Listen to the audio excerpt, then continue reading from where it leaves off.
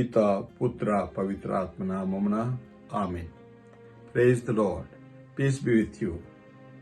మరొకసారి మిమ్మందరిని కూడా నా యూట్యూబ్ ఛానల్ ద్వారా పలకరించడం నాకు చాలా ఆనందంగా ఉన్నది. ఈ 14వ ఎపిసోడ్ ద్వారా దేవదూతుల యొక్క స్వభావ స్వరూపాల గురించి మీకు విశదపరుస్తాను. దేవదూతలు ఆత్మస్వరూపులు. ఇది వారి నైజం, స్వభావం, అంతస్తు, దౌత్య అంతస్తు. పునీత అగస్త్యుని గారు ఏమంటున్నారంటే, అటు స్వభావరీత్యా మరియు దౌత్యపరంగా రెంటిని కలిపితేనే వాళ్ళు దేవుని యొక్క సేవకులు, సందేశహారులు. వీరు స్వర్గంలో ఉన్న నా తండ్రి ముఖాన్ని ఎల్లవేళలా చూస్తుంటారు. వీరు బలాఢ్యులు. ఆయన మాటని ఎన్నడనూ జవదాటరు, ఆయన ఆజ్ఞను చెరసావిస్తారు అని యేసు ప్రభు దేవదూతులు గూర్చి పలికిన పలుకులను మత్తయి సువార్త 18వ అధ్యాయం 10వ వాక్యంలో మనం చదువుకోవచ్చు.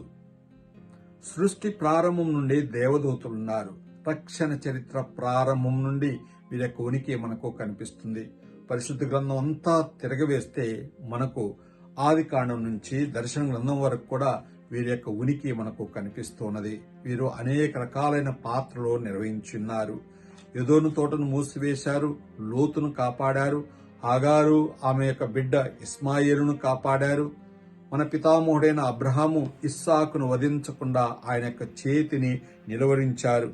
మరియు దేవుని ధర్మశాస్త్రాన్ని ప్రజలకు అందించి ఉన్నారు. దైవ ప్రజలను నడిపించి ఉన్నారు. ప్రవక్తలకు సహాయంగా ఉన్నారు. అంతేకాకుండా దేవుని సందేశాన్ని ఎరుకుపరిచారు. ప్రవక్తలకు బాసటగా నిలిచి ఉన్నారు. జన్మ వృత్తాంతాలని, దేవుని యొక్క చరిత్రను, దేవుని యొక్క సందేశాన్ని ప్రజలకు అందించారు. ఇలా చెప్పుకుంటూ పోతే ఎన్నో రకాలైన పాత్రలను దేవదూతలు మన కోసము, దేవుని కోసము, ముఖ్యంగా దేవుని యొక్క కార్యాన్ని, రక్షణ కార్యాన్ని సంపూర్తి చేయటం కోసము యేసు ప్రభుకి సహకరించారని శ్రీసభ సత్యోపదేశం మనకు బోధిస్తూ ఉన్నది.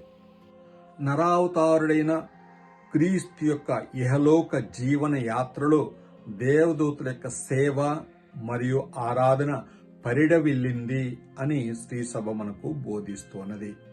క్రీస్తు యొక్క జననం గురించి, ఆయన యొక్క పునరుత్థానం గురించి మొట్టమొదటిగా తెలియపరిచింది ఈ దేవదూతలే. అందుకే దేవదూతలని మొట్టమొదటి సువార్తీకులు అని శ్రీసభ ప్రస్తావిస్తున్నది. క్రీస్తు యొక్క జనన రహస్యం గురించి మరియమ్మ గారికి, ఇటు జోజప్ప గారికి తెలియజేసింది కూడా ఈ దేవదూతలే. అంతేకాకుండా బాల్యంలో క్రీస్తు ప్రభు ఆపదలో ఉన్నాడని తెలుసుకొని హేరోదు ద్వారా ఆపద కలగబోతుందని తెలిసి ముందుగానే ఇటు జోజప్ప గారికి ఎరుకపరిచి వారిని ఐగుప్తు వెళ్లేటట్లు చేయటం, అక్కడి నుంచి వారిని తీసుకొని రావటం దేవదూతల సహకారంతోనే జరిగింది. మరియు ముఖ్యంగా క్రీస్తు ప్రభు యొక్క మరణ వేదన సమయంలో గెత్సెమనే తోటలో ఆయన వేదన పడుతున్నప్పుడు ఆయనను ఓదార్చి బలాన్ని చేకూర్చిన వాళ్ళు కూడా ఈ దేవదూతలని శ్రీసభ సత్యోపదేశం బోధిస్తున్నది. ప్రియమైన దేవుని బిడ్డలారా, ఇదిగో క్రీస్తు ప్రభువు మరలా తిరిగి వస్తాడని అనే సందేశాన్ని తెలియపరిచింది కూడా ఈ దేవదూతలే. క్రీస్తు తన యొక్క రెండవ రాకడ సమయంలో దేవదూతల సమేతంగా వస్తాడని మనము నేర్చుకున్నాము. అప్పుడు వచ్చినప్పుడు ఆయన అంత్య తీర్పు తీర్చడానికి ఈ దేవదూతలు సహకరిస్తారని శ్రీసభ మనకు బోధిస్తున్నది.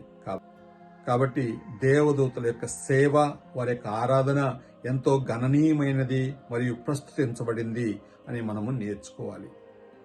క్రీస్తు ప్రభువు రెండవసారి న్యాయాధిపతిగా ఈ లోకానికి వచ్చే లోపు శ్రీసభకు ఈ దేవదూతలు అదృశ్యంగా ఉంటూ ఎంతో గొప్ప సేవలు అందిస్తుంటారు.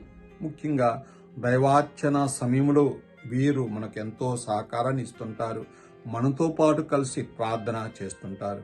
కాబట్టి దివ్య పూజ వలలో గురువులు చెప్పే, మనందరం కలిసి చెప్పుకునే కృతజ్ఞత ప్రార్థనలో ఈ దేవదూతల యొక్క సహకారాన్ని మనము కోరుతుంటాం.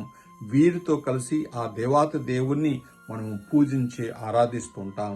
కాబట్టి ప్రతి ప్రార్థనలో కూడా దేవదూతల యొక్క సహకారం ప్రతి క్రైస్తవుడికి, క్రైస్తవురాలకి ఉంటుందన్న విషయాన్ని మనము మరవకూడదు. కాబట్టి నీ పక్కనే దేవదూత ఉన్నారన్న సత్యాన్ని ఎప్పుడు కూడా గుర్తుంచుకోవాలి.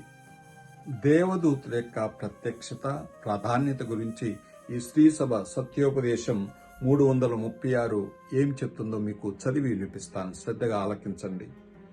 జననం మరణం మధ్య సాగే నరుని జీవనం అనుక్షణం జాగరూకులైన దేవదూతల సంరక్షణలో వాళ్ళ ప్రార్థనలతో పరిరక్షింపబడుతూ సాగిపోతుంది. ప్రతి విశ్వాసి ప్రక్కన ఒక దేవదూత నిలుచుని సంరక్షిస్తోంది, కాపరిలా కాస్తూ జీవన గమ్యం దిశగా నడుపుతోంది. ఎంత గొప్ప విషయం చూడండి, ఎంత అదృష్టవంతులు. దేవుడు మనందరిని కూడా తన దగ్గరకు తీసుకొని పోవటానికి, మనందరిని కూడా చేర్చుకోవటానికి మనకు దేవదూతల యొక్క సంరక్షణను, సహాయ సహకారాలను అందిస్తున్నారు. అందుకోసం దేవునికి ఎల్లవేళలా మనం కృతజ్ఞత తెలుపుకుంటూ, మనం ఆరాధనకు వెళ్ళినా, ఎక్కడికి ప్రయాణం చేసినా, ఏం చేసినా ఆ దేవాతి దేవుడు తన కుమారుడైన యేసుక్రీస్తు ద్వారా సృష్టించబడిన దేవదూతలు మనకు కాపలాగా ఉన్నారన్న విశ్వాసాన్ని మనం ఎప్పుడు కూడా మరువకూడదు. ప్రియమైన దేవుని బిడ్డలారా, ఈ సందేశం మీకు నచ్చినట్లయితే లైక్ చేయండి, షేర్ చేయండి, మరియు ఇతరుల చేత కూడా సబ్స్క్రైబ్ చేయించాలని నేను మనస్ఫూర్తిగా కోరుతున్నాను. మీ యొక్క సహకారానికి నేను ధన్యవాదాలు తెలియజేస్తున్నాను. ఆమె సర్వశక్తి గల సర్వేశ్వరుడు పిత, పుత్ర, పవిత్రాత్మ మిమ్మల్ని ఆశీర్వదించి సదాకాలము కాచి కాపాడుదురుగాక. ఆమెన్. God bless you. Thank you.